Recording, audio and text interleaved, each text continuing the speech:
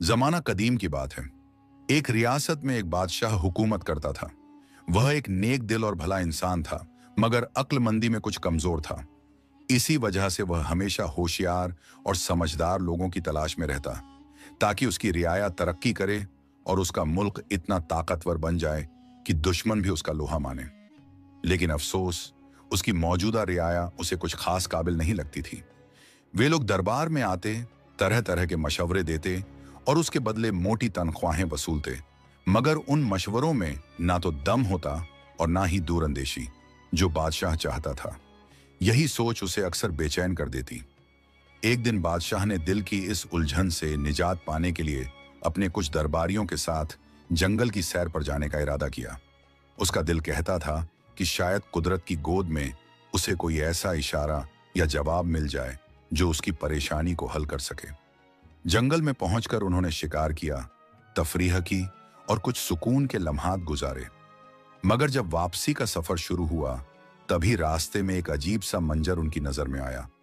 एक बड़ा दरख्त था और उसके नीचे एक नौजवान बैठा हुआ था। वह खुद से बातें कर रहा था। उसकी हालत उलझी हुई थी। फटे पुराने कपड़े, बिखरे हुए बाल और गहरी सोच में डूबा चेहरा। दूर से देखने पर वह पागल मालूम होता था। यह देखकर बादशाह वहीं रुक गया।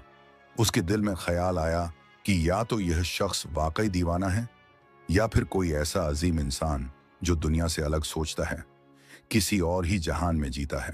तजस्सुस के मारे बादशाह अपने दरबारियों के साथ उस नौजवान के पास जा पहुंचा और उसे बातचीत शुरू की। वह शख्स पहली नजर में पागल लगता था, मगर उसकी बातों में अजीब किस्म की खिंचाव था। बादशाह ने नरमी से सवाल किया, ए नौजवान, क्या तुम पागल हो जो खुद से बातें कर रहे हो? नौजवान मुस्कुराया और ठहराव से जवाब दिया, पागल तो तुम हो और तुम्हारा पूरा दरबार। मैं तो बिल्कुल सही हूं। मैं तो सिर्फ इतना चाहता हूं कि इस जंगल को काटकर यहां शानदार महलात बनाए जाएं, ऐसे महल जिनका बादशाह मैं खुद बनूं। उसकी आंखों में अजीब एतमाद था और लफ्जों में बेबाकी। उसकी बातों में जो यकीन और दिमाग की गहराई थी, वो किसी आम दीवाने के बस की बात नहीं लगती थी। बादशाह और उसके दरबारी उस नौजवान के जवाब पर हैरान रह गए। ऐसा जवाब या तो किसी बिल्कुल दीवाने का हो सकता था, या फिर किसी ऐसे शख्स का जो बेहद दिलेर और गैर मामूली अक्ल और जहानत का मालिक हो। बादशाह कुछ देर तक खामोशी से उस शख्स को देखता रहा। फिर उसने अपने दरबारियों से उसकी राय ली, लेकिन जिन लोगों से वो मशवरा ले रहा था, उन्हीं के अंदर का लालच जाग उठा। दरबारी आपस में धीरे धीरे बातें करने लगे। किसी ने मन ही मन सोचा, अगर यह शख्स बादशाह का करीबी बन गया तो हम सब उसके ताबे हो जाएंगे और हमारी दरबारी हैसियत कम हो जाएगी। एक दरबारी ने कानाफूसी करते हुए कहा, यह खतरा है, कहीं ऐसा न हो कि यह शख्स हम सब पर हावी हो जाए। दूसरे ने झट से जवाब दिया, नहीं नहीं, यह तो आधे से ज्यादा पागल है। इससे कोई समझदारी की उम्मीद रखना बेकार है। इन्हीं ख्यालात के बीच उन्होंने बादशाह को मशवरा दिया कि इस शख्स को महल ले चला जाए। अगर यह बहादुर निकला तो काम आएगा, और अगर वाकई पागल हुआ तो उसे बाद में छोड़ देंगे। बादशाह ने भी दरबारियों की राय पर अमल करते हुए बिस्मिल्लाह कहा और थोड़ी नरमी व थोड़ा दबाव डालकर उस नौजवान को साथ चलने पर राजी कर लिया। लेकिन जब काफिला रास्ते में था तो अचानक उस नौजवान ने घोड़े की लगाम मोड़ दी और एक दूसरी दिशा में भागने की कोशिश की। बादशाह और उसके सिपाहियों ने तुरंत उसके पीछे अपने घोड़े दौड़ा दिए। थोड़ी कोशिश और ताकत लगाने के बाद वह दोबारा पकड़ लिया गया और फिर से महल की तरफ रवाना कर दिया गया। जैसे ही वे महल के करीब पहुंचे, उन्होंने देखा कि वहां लोगों की एक बड़ी भीड़ जमा थी। लोग खुशी से नारे लगा रहे थे और बादशाह को मुबारकबाद दे रहे थे। बादशाह और उसके दरबारी ये नजारा देखकर हैरत में पड़ गए। उन्होंने पूछा, ये किस बात की मुबारकबाद है? लोगों ने जवाब दिया, बादशाह सलामत, जिस रास्ते से आप शिकार के लिए गए थे, उसी रास्ते पर दुश्मन की एक भारी फौज घात लगाए बैठी थी, असलह और घोड़ों के साथ। हमें तो यकीन हो गया था कि अब आप कभी वापस नहीं आएंगे, मगर आपने जो रास्ता बदल दिया वही आपको बचा लाया। यह सुनकर हर किसी की आंखों में हैरत, शुक्र और फिक्र की मिलीजुली कैफियत झलक रही थी। लोगों ने फिर से खुश होकर कहा, बादशाह सलामत, आप तो बहुत होशियार निकले। आपने समय रहते जो रास्ता बदला वही आपकी सलामती का सबब बन गया। बादशाह ने कुछ देर तक खामोशी से उस पागल शख्स की तरफ देखा।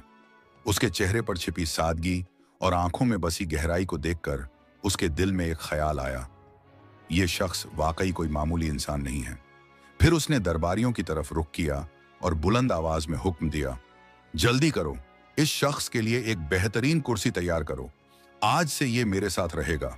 दरबारी, जो पहले ही इस अजनबी से खौफजदा थे, फौरन बोल पड़े, बादशाह सलामत, ये तो पागल है। कहीं ऐसा ना हो कि ये आपको कोई नुकसान पहुंचा दे। आपके साथ तो हम जैसे समझदार लोगों को होना चाहिए। लेकिन बादशाह ने उनकी बात को नजरअंदाज करते हुए गंभीर लहजे में कहा, नहीं, ये शख्स तुम सबसे ज्यादा ज़हीन है। इसने खामोशी से हमें एक खतरनाक दुश्मन से बचा लिया। यही तो होती है अक्लमंदों की असली पहचान। अगर ये शख्स ना होता तो तुम में से किसी को खबर भी नहीं होती कि दुश्मन घात लगाए बैठा है। हमारी सलामती इसी की होशियारी की बदौलत है। बादशाह की बात सुनकर वो पागल मुस्कुराया और गर्व से बादशाह के पहलू में रखी कुर्सी पर जा बैठा। लेकिन इस एक लम्हे ने महल के भीतर एक नया तनाजा खड़ा कर दिया। दरबारी, जो पीढ़ी दर पीढ़ी उन कुर्सियों पर बैठते आए थे, ये कैसे बर्दाश्त कर सकते थे कि एक अजनबी, और वह भी जिसे लोग पागल कहते थे, उनके बराबर आकर बैठे। उनके दिलों में जलन पैदा हो गई और वे धीरे धीरे उसके खिलाफ साजिशें बुनने लगे। एक सुबह जब महल में दरबार सजा हुआ था, रियाया के कुछ लोग उस शख्स के पास आए जिसे सब पागल कहा करते थे। वे अदब से झुककर बोले, भाई साहब, आप पर सलामती हो, हम आपसे एक जरूरी बात करना चाहते हैं। उन्होंने नरमी से कहा, भाई साहब, शायद आपको हमारे बादशाह के उसूलों और दरबारी अदब का अंदाजा नहीं है। हम बस ये चाहते हैं कि आप किसी गलतफहमी में ऐसा कोई कदम न उठा लें जिससे आपको सजा भुगतनी पड़े। यह सुनकर वह शख्स हैरत में पड़ गया। उसने मासूमियत से पूछा, क्या मतलब? मुझे सजा क्यों मिलेगी? मैंने तो कभी नहीं कहा था कि मुझे यहां महल लाया जाए।